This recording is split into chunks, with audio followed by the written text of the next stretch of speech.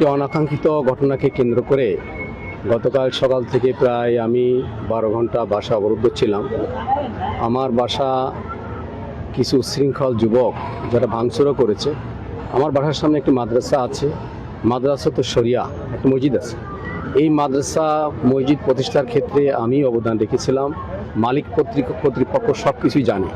মাদ্রাসার বিভিন্নভাবে কালেকশন করে সহযোগিতা করা, মসজিদের এসি কিনে দেওয়া, সহযোগিতা করা, প্রতিষ্ঠা লগ্ন থেকে আমি ছিলাম। আমি সার্বিক সহযোগিতা করেছি, এলাকার সকল মানুষ সেটা জানে। কিন্তু গতকাল যখন আমি অবরুদ্ধ হয়ে গেছিলাম, যেহেতু আমি নির্বাচিত এমপি, আমি বাংলাদেশ জামাত ইসলামীর জেলা আমির, অসংখ্য মানুষ কিন্তু এখানে আসতে পারতো। আমার কাছে হাজার হাজার মোবাইল ছিল, ঋণ ছিল, কিন্তু আমি কাউকে এখানে আসার অনুমোদন দেয়নি।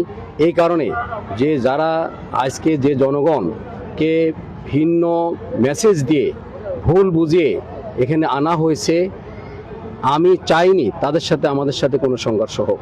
তারা আমাদেরই ভোটার, এদেশেরই জনগণ। আমি জনগণের বিপক্ষে কোনো ভূমিকা নিতে চাইনি। এই কারণে আমি নিজে ক্ষতিগ্রস্ত হলেও আমি ধৈর্য ধারণ করেছি এবং প্রশাসনের মাধ্যমে একটা সুরাহা হোক, আমি সেটাই চেয়েছি। এতে হয়তো অনেকে অনেক কিছু বলতে পারে যে আপনারা এত বড় দল, 5 জন এমপি যশোরে, আপনারা কিছুই করলেন না কেন। কিন্তু আমি দেখলাম এখানে যদি আমাদের হাজার হাজার জনগণ চলে আসে, তাহলে এখানে এই সাধারণ জনগণের সাথে একটা হিসিং হবে, মাদ্রাসা কর্তৃপক্ষের সাথে হিসিং হবে। এটা আমি কখনোই চাইনি, কারণ আমি তো কওমি মাদ্রাসার পক্ষে, মাদ্রাসায় ছাত্ররা পড়ুকের পক্ষে কিন্তু আমি আছি। আর একটা বিষয় আমি বলতে চাই, গতকাল ঘটনায় আমাদের যশোরের মাননীয় মন্ত্রী অনিন্দ ইসলাম অমিত, তিনি আমার সাথে 2বার কথা বলেছিলেন। প্রশাসনকে দিয়ে এবং তার কর্মীদেরকে দিয়েও এই অনাকাঙ্ক্ষিত ঘটনা বা যে মব সৃষ্টি করা হয়েছিল, আমার বাসা ভাঙচুর করা হয়েছিল, তাদের নেতৃবৃন্দকে দিয়ে পরিবেশটা শান্ত করার তিনি চেষ্টা করেছেন। এই জন্য আমি মাননীয় মন্ত্রীকেও ধন্যবাদ জানিয়েছি। সম্মানিত সাংবাদিক বন্ধুরা, সবাইকে ধন্যবাদ। আজকে মিটিংয়ে আমাদের মাননীয় জেলা প্রশাসক এবং মাননীয় পুলিশ সুপার, আমাদের জেলা পরিষদের প্রশাসক ছিলেন, বিএনপির জেলা সেক্রেটারি দিলার হোসেন খোকন ভাই, তারা যে প্রস্তাব দিয়েছেন আমরা সেটাই মেনে নিয়েছি। আমি সেখানে বলেছি যে আমার কোনো ভুল ত্রুটি যদি থাকে তার জন্য আমি দুঃখিত এবং আমি মর্মাহত। আমার মেয়েটা সাইকিয়াট্রিক রোগী, সেও যদি কিছু ঘটনা ঘটাই থাকে তাহলে তার জন্য আমি মর্মাহত এবং দুঃখিত। আমি জনগণ নিয়েই পলিটিক্স করি। আমি কওমি মাদ্রাসার জন্যে সংসদে তাদেরও সরকারি সুযোগ সুবিধা তারা বাজেটে অন্তর্ভুক্ত করুক, সে বক্তব্য কিন্তু আমি দিয়েছি।